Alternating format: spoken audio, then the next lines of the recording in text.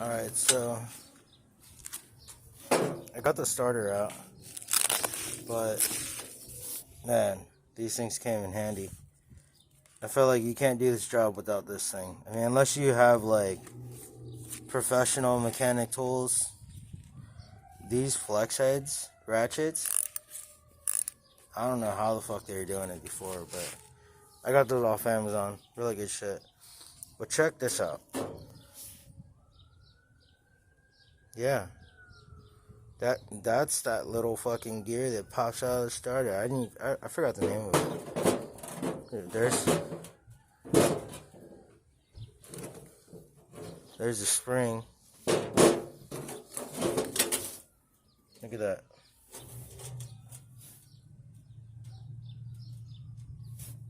Can you see that?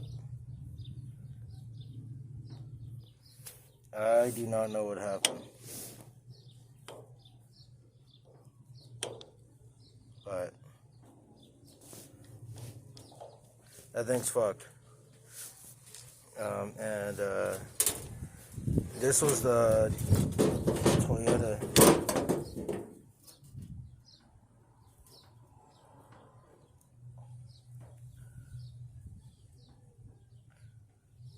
Yeah, that's it. It's out. Don't mind the coolant, I'll clean that up. It's out, but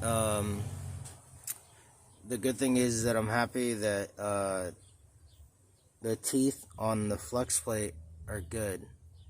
So I did take off that little bridge.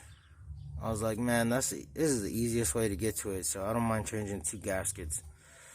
I'm already gonna be changing these other ones, so it don't even matter at this point. But yeah, it's pretty straightforward. I mean, you got to get all the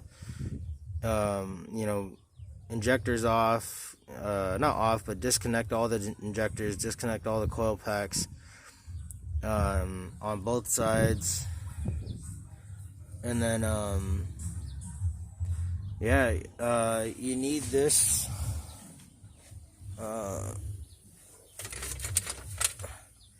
what is this, a T40?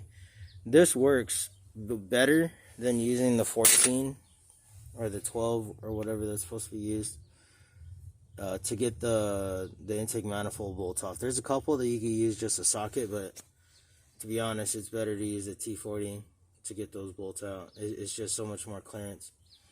But that's it, guys. I'll give you an update soon.